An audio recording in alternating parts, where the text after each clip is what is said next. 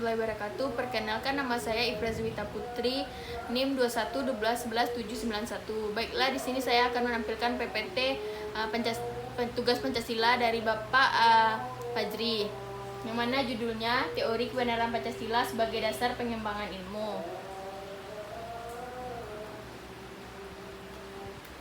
Pengertian ilmu dalam diktat yang berjudul Epistemologi mengetahui bahwa ilmu dalam bahasa Inggrisnya berasal dari bahasa Latin yang diturunkan dari kata scire yang artinya mengetahui atau belajar. Metode dan kebenaran ilmu. Metode ilmu atau metode ilmiah merupakan cara dalam mendapatkan pengetahuan secara ilmiah. Dengan kata lain, pengetahuannya diperoleh dengan menggunakan metode ilmiah. Penalaran deduktif adalah penalaran ilmiah yang menggunakan premis yang telah diketahui secara ilmiah, maka kontradiksi dalam penalaran selanjutnya dapat dihindari atau bahkan dihilangkan. Pancasila sebagai sistem ilmiah dan sebagai sistem filsafat. Pancasila sebagai sistem ilmiah benar-benar merupakan satu objek pembahasan bahwa secara umum Pancasila merupakan hasil budaya bangsa Indonesia. Oleh karena itu, objek pembahasan Pancasila tidak dapat dilepaskan dengan objek material, yaitu bangsa Indonesia dan segala aspek pola budayanya. Atau dengan perkataan lain, objek material Pancasila adalah segala unsur nilai yang secara konkret tercermin pada bangsa Indonesia berupa kepribadian, sifat, karakter, dan pola dalam merangkap bermasyarakat, berbangsa, dan bernegara. Sistem kefilsafatan Pancasila Notonagoro. Menurut Notonagoro, pengertian hakikat abstrak ini dimungkinkan bahkan seharusnya pada rumusan sila Pancasila. Rumusan sila Pancasila terdiri atas kata pokok dan kata sifat. Kata pokoknya terdiri atas kata dasar, yaitu Tuhan, manusia, satu, rakyat, dan adil. 4 sila dibubuhi awalan ke-an dan 1 per-an. Hal ini menjadikan abstrak kata dasarnya. Pengertian ini disebut pengertian abstrak umum universal. Isinya sedikit, luasnya tidak terbatas, artinya meliputi segala hal dan keadaan bangsa dan negara Indonesia dalam jangka waktu tidak terbatas. Tuhan, manusia, satu, dan adil merupakan adalah sangat senyatanya, sehingga ketuhanan, kemanusiaan, persatuan, kerakyatan, dan keadilan merupakan abstraksi serta generalisasi dari kenyataan yang sesungguhnya.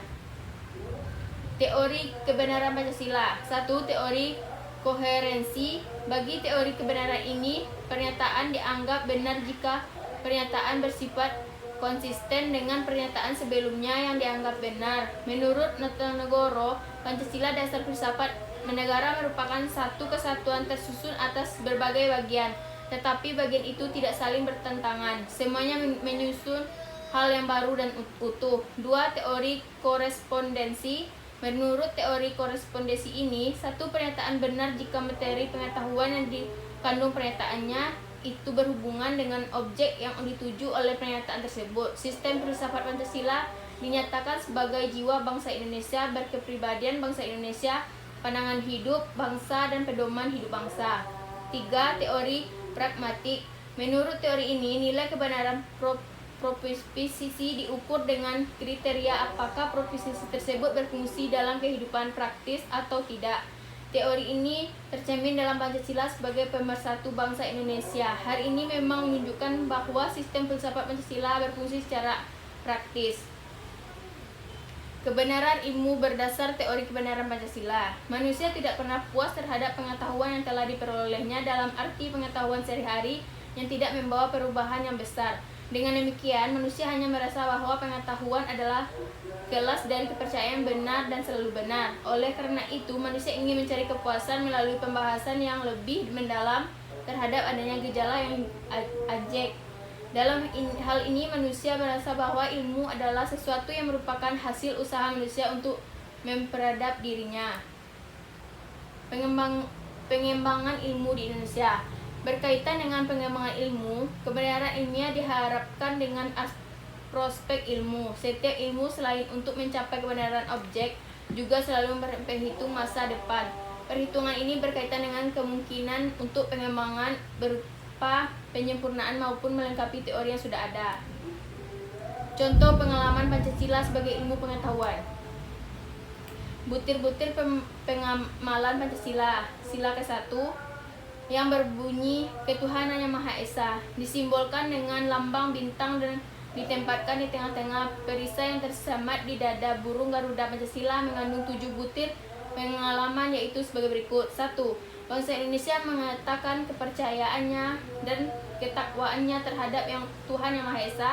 2. Manusia Indonesia percaya dan tertakwa terhadap Tuhan Yang Maha Esa sesuai dengan agama dan kepercayaan masing-masing menurut dasar kemanusiaan yang adil dan beradab. 3. Mengembangkan sikap menghormati dan bekerja sama antara pemeluk agama dengan penganut kepercayaan yang berbeda-beda terhadap Tuhan Yang Maha Esa. 4. Membina kerukunan hidup di antara sesama umat beragama dan kepercayaan terhadap Tuhan Yang Maha Esa. 5. Agama kepercayaan terhadap Tuhan Yang Maha Esa adalah masalah yang menyangkut hubungan pribadi manusia dengan Tuhan Yang Maha Esa. 6. Mengembangkan sikap saling menghormati kebebasan menjalankan ibadah sesuai dengan agama kepercayaan masing-masing. 7.